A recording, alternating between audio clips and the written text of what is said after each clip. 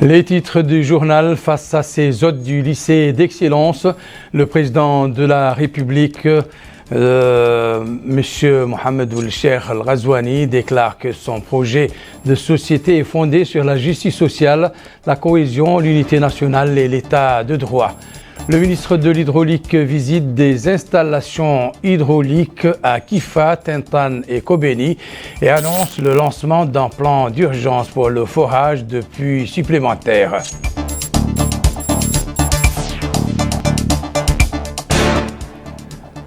Le secrétaire général du ministère de l'Agriculture constate la récolte de la première expérience réussie de la culture du blé au niveau de 2 entreprises agricoles dans le Trarza.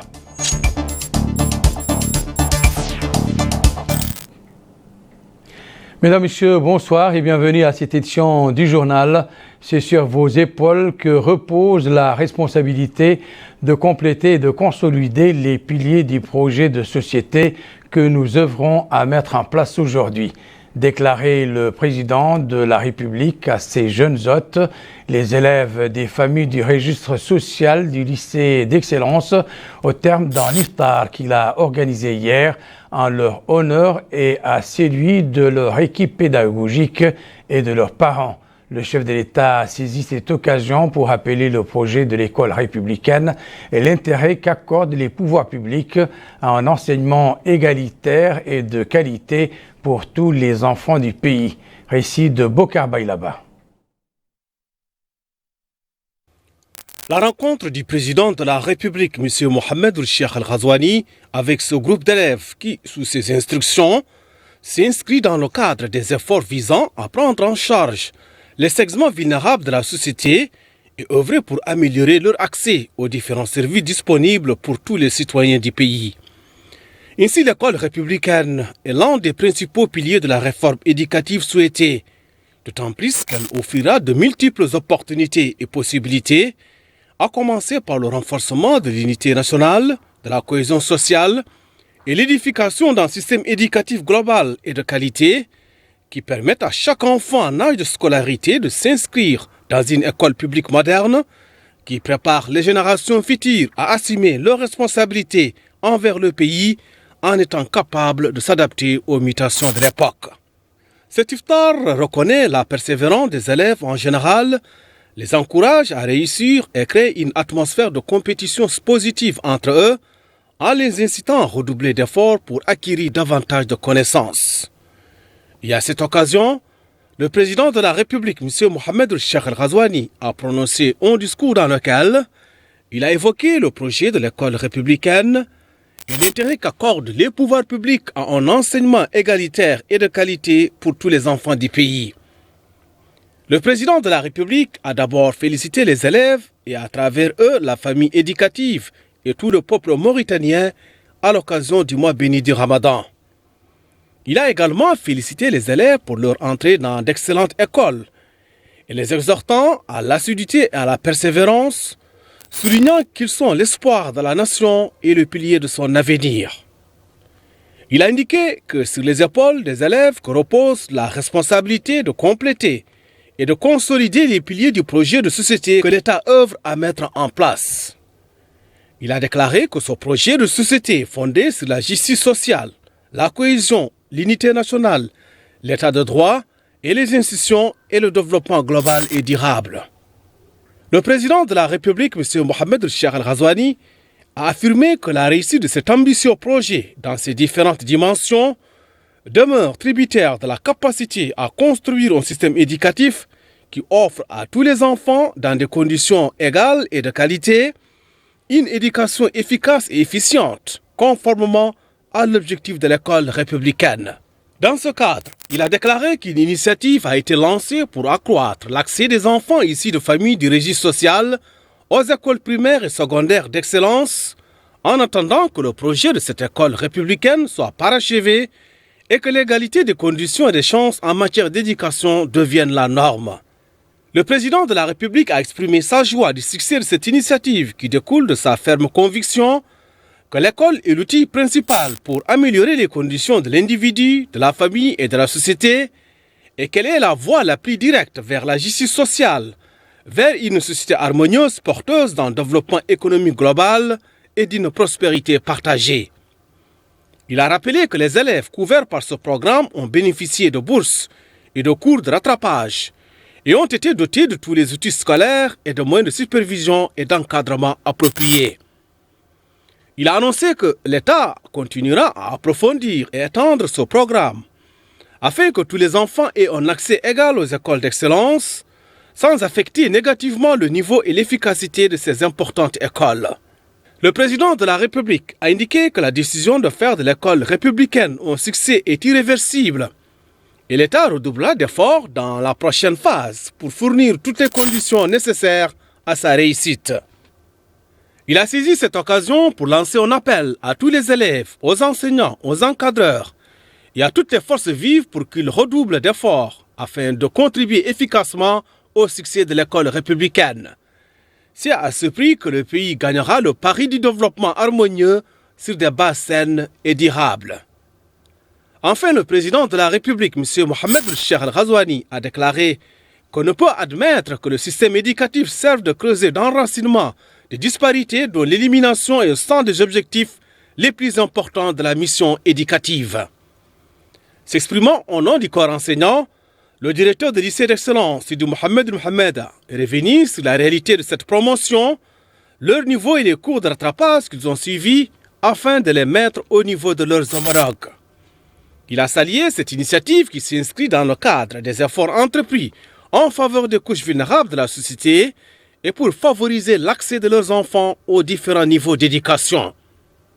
Et dans un discours prononcé au nom des élèves, Mohamed Hassan Ould Abdallah a remercié le président de la République, M. Mohamed Cheikh Al-Ghazouani, pour cette initiative qui l'a permis, ainsi qu'à ses camarades, d'avoir accès à d'excellentes écoles et pour l'attention qu'il leur porte. A rappelé que 77 élèves, dont 34 sont inscrits en 3e année du collège et 43 en 5e année de mathématiques. Ils bénéficient d'une série de services, notamment de bourses mensuelles, d'une compensation financière pour les frais de transport, d'une formation spéciale et d'un tutorat.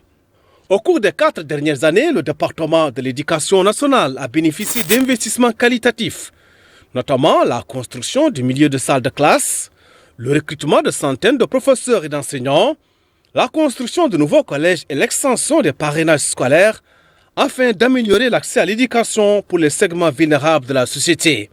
La cérémonie de l'Iftar s'est déroulée en présence du ministre secrétaire général de la présidence de la République, du ministre chargé du cabinet de la présidence de la République, des 2 ministres conseillers à la présidence de la République, du ministre et du secrétaire général du département de l'éducation nationale et de la réforme du système éducatif, ainsi que d'autres personnalités.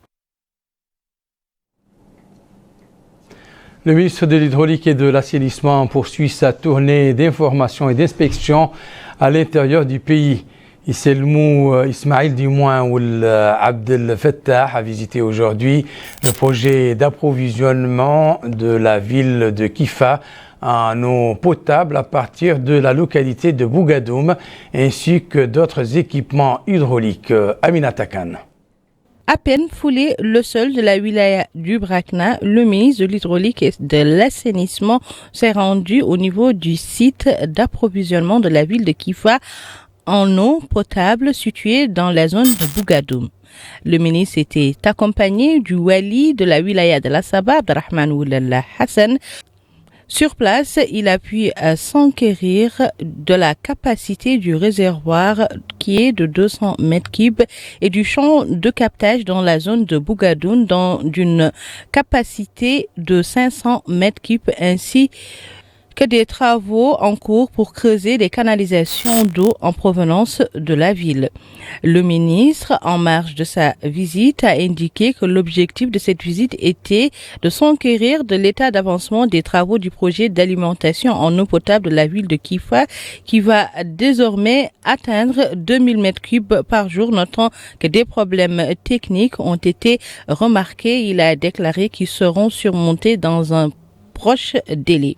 Il a ajouté que la ville de Kifa, après les travaux d'entretien effectués récemment, a augmenté la quantité d'eau qu'elle reçoit quotidiennement, qui est passée de 1500 m3 par jour, alors que la consommation de la ville n'a pas encore atteint 1200 m3 jour. Il a souligné que cette visite était également un moyen d'exhorter les travailleurs de remplir les délais impartis dans les cahiers des charges. Il est à noter qu'au cours de cette visite, le ministre était accompagné des autorités administratives et sécuritaires. La veille, le ministre de l'Hydraulique était à Tintan et Kobeni où il s'est informé sur l'état des infrastructures hydrauliques dans ces villes relevant de la wilaya de Hod El Gharbi. Il a assuré les élus que son département a entamé le plan d'urgence visant à aplanir les problèmes liés à l'eau potable. Ahmed Khatat. Au cours de cette visite d'inspection des installations hydrauliques de la ville de Tintan qu'il a effectuée en compagnie du Wali du Hod El Gharbi, le ministre de l'Hydraulique et de l'Assainissement, M. Ismail Abdel Fattah, a suivi des explications techniques détaillées fournies par les responsables des installations, écouté les doléances des populations, ainsi que les remarques et suggestions des autorités administratives et des élus locaux de la Muqata'a au sujet des problèmes d'approvisionnement en eau potable dans la ville. Ainsi, le ministre a visité les installations hydrauliques relevant de son département, soulignant qu'un plan d'urgence est actuellement en exécution pour garantir l'approvisionnement en eau potable de la zone en quantité suffisante. Il a précisé être présentement à Tintan en zone de prospection et que des problèmes de l'eau seront bientôt résolus. Sachant que la ville va bénéficier de ce plan d'urgence consistant à forer des puits supplémentaires qui seront raccordés au réseau d'eau de la ville pour répondre aux besoins en eau de la population. Nous espérons, a-t-il dit, que cela va être vite fait et bien fait, tout comme nous espérons que les prospections vont nous révéler d'importantes quantités d'eau à Tintan et à Kobeni, de sorte à ce que les problèmes d'approvisionnement en eau potable soient définitivement résolus. Il faut noter que les services techniques du département poursuivent les opérations de prospection et s'activent à atténuer les problèmes d'approvisionnement en eau potable de la ville. Du blé made in Mauritania, la première moisson de la culture du blé est sortie des entrailles de la chamama du Trarza, produite par deux entreprises privées, Thimar et Biladi, au kilomètre 19 au nord de la ville de Rosso, avec le soutien technique de la Sonader. Le secrétaire général du ministère de l'Agriculture, qui a supervisé cette première récolte, a salué cette expérience encourageante en termes de rendement. Moussa Ndiaye. Réalisée par les sociétés privées de Thimar et Biladi, la récolte de la première expérience réussie dans le domaine de la culture du blé a été enregistrée depuis la ferme de la société Thimar de culture de légumes et fruits, située au kilomètre 19 au nord de la ville de Rosso, capitale régionale de la wilaya du Trarza. C'est dans ce cadre que le secrétaire général du ministère de l'Agriculture, le Wali du Trarza, et les principaux responsables du ministère de l'Agriculture ont assisté à la cérémonie de cette importante phase dans l'histoire du pays. Le secrétaire général du ministère de l'Agriculture, M. Ahmed Salem Boulel Arbi, a déclaré que cette première expérience réussie dans le domaine de la culture du blé vient concrétiser les efforts du gouvernement à travers le plan d'action du ministère de l'Agriculture. Il a précisé que cette expérience a été réalisée sur une superficie de 200 hectares, avec une autre possibilité d'utiliser les grains du blé dans d'autres expériences. S'exprimant au nom de ses collègues partenaires, M. Mohamed Omar, chargé de marketing à la société Thimar, a expliqué que la première expérience de culture du blé en Mauritanie constitue l'une des phases les plus importantes pour renforcer la sécurité alimentaire. Il a noté que vu cette expérience réussie, désormais, ils ne ménageront aucun effort pour accompagner toute action visant à atteindre l'autosuffisance, notamment en blé dans notre pays. En marge de cette activité à Rosso, la délégation officielle du ministère de l'Agriculture s'est rendue dans d'autres zones d'expérience réussies dans le domaine de la culture de pommes de terre. Ce qui prouve que le soutien de l'État pour parvenir à l'autosuffisance alimentaire vient enregistrer des résultats satisfaisants pour le bonheur des consommateurs locaux. Retour à Nouakchott pour parler du lancement aujourd'hui par le ministère de la Justice de la campagne nationale de formation et de sensibilisation sur le cadre juridique criminalisant et sanctionnant l'esclavage, la traite des personnes, le trafic des migrants et le travail des enfants. Sont concernés par cette vulgarisation les magistrats, les officiers de la police judiciaire, les élèves des écoles de formation professionnelle juridique, administrative et de sécurité, ainsi que les étudiants des universités et des instituts supérieurs. Compte rendu de Maïmoun Allo.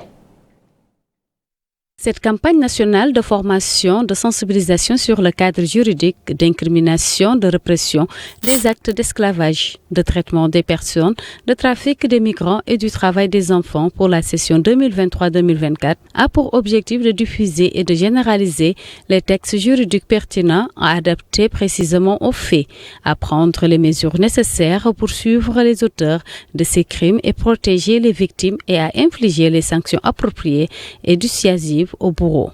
Elle vise également à attirer l'attention du public sur la gravité de ces crimes, à mener des enquêtes dans ce domaine et à assurer une indemnisation équitable pour celles-ci. À cette occasion, le conseiller technique du ministre de la Justice, chargé de la coopération internationale et du suivi et de l'évaluation, M. Oumaroul Qasim, a souligné que la promotion de la culture des droits de l'homme dans toute société nécessite un partenariat effectif entre l'État et les institutions de la société par le biais d'un dialogue entre les élites concernées par les droits de l'homme et le peuple, dans le cadre d'un programme intégré visant à renforcer la culture démocratique et à promouvoir les droits de l'homme. Il a ajouté que durant la réunion du comité ministériel chargé des droits de l'homme, présidé par le Premier ministre Mohamed Ould Bilal Messoud ce lundi dernier à la primature, des recommandations concernant le renforcement des mécanismes de travail procédural, judiciaire et sécuritaire en ce qui concerne le suivi des violations des droits de l'homme et la traite des êtres humains a été discutée, ainsi que la coordination du travail des organismes et du mécanisme national chargé de cette question. Une présentation est faite par un expert sur la thématique.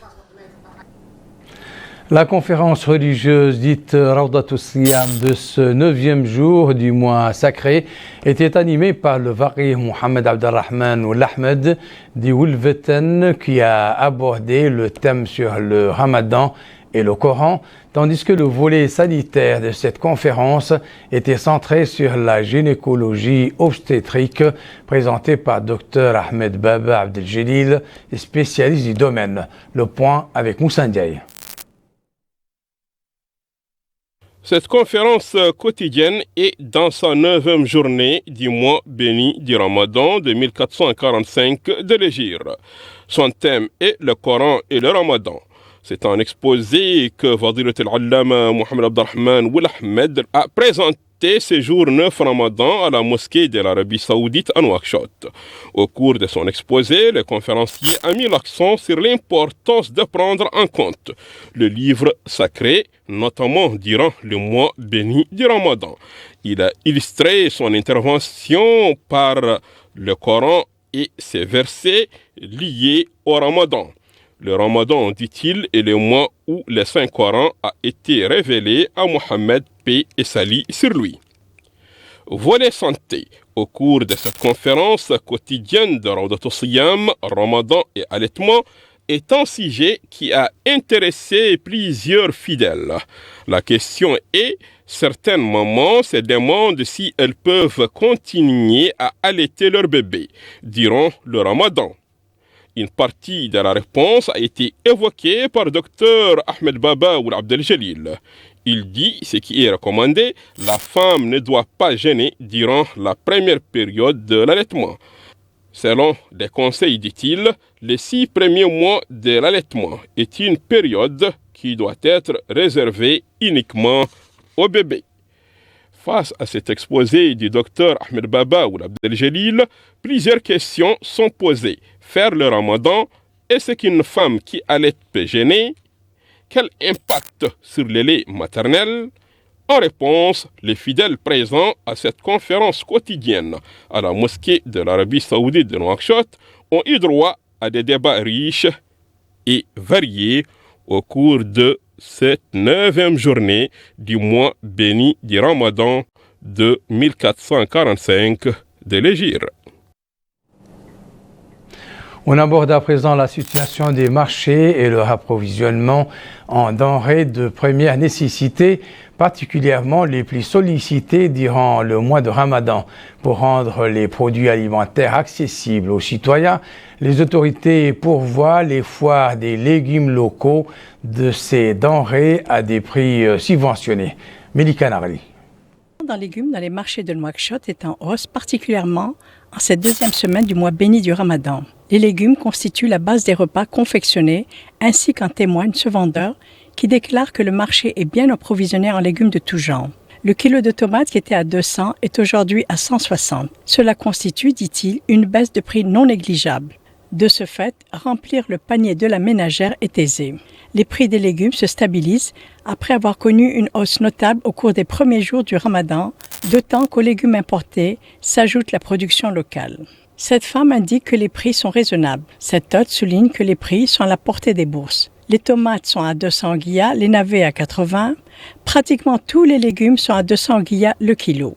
Ici, sur la place de l'ancien aéroport, la foire de Ramadan pour les produits locaux en légumes contribue à garnir les tables, particulièrement en ce qui concerne les pommes de terre, les tomates, les oignons, les carottes et autres légumes. La production locale contribue grandement à stabiliser les prix de ces produits de base. Pour les citoyens, les objectifs, grâce à Dieu, ont été réalisés et les prix ont été stabilisés. Certains ont même baissé. Les marchandises sont toujours disponibles au même rythme et l'afflux de clients augmente. C'est d'abord grâce à Dieu, puis aux efforts de ces jeunes qui ont sacrifié leur temps, leur argent et leur énergie. Ils peuvent aujourd'hui être fiers de la manière dont cette foire a atteint un tel succès et a pu contrôler la situation, car c'est la première fois qu'une telle foire est organisée ici. Ils peuvent être fiers de ce succès éclatant qu'ils ont réalisé de cette manière. En plus de ce que la foire de Ramadan a pu réaliser en fournissant le marché local en légumes locaux à des prix subventionnés, cela confirme, selon ses responsables, la capacité des produits locaux à concurrencer et à réaliser la sécurité alimentaire en assurant l'autosuffisance en matière de légumes. Notre dernière station nous conduit au marché de Chami, qui connaît lui aussi durant ce mois sacré un regain d'activité avec l'afflux important de citoyens venus des sites de l'orpaillage riverain de la ville et ceux des localités environnantes pour faire le plein en denrées alimentaires. Aminata Khan. Le marché de Chami ne désemplit pas avec la deuxième semaine du mois béni du Ramadan.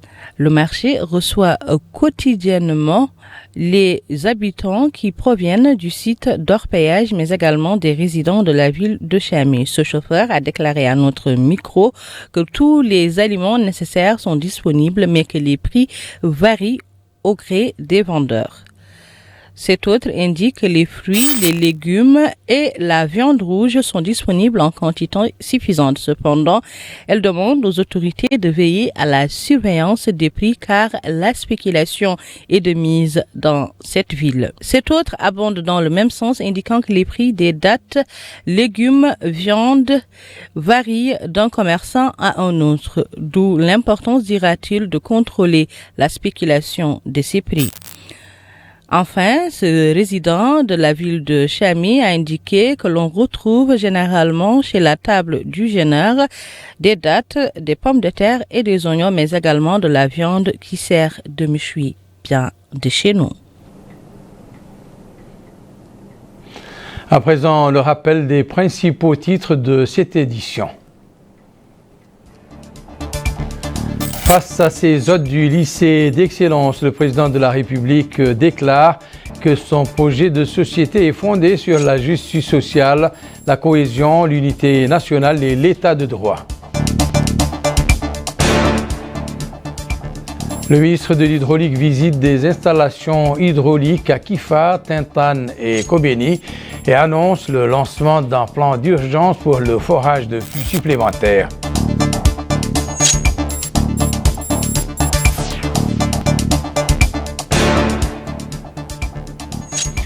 Le secrétaire général du ministère de l'Agriculture constate la récolte de la première expérience réussie de la culture du blé au niveau de 2 entreprises agricoles dans le Trarza. C'est la fin de cette édition. Merci pour votre attention. Excellent moment avec le reste des programmes d'El Mauritania. Au revoir.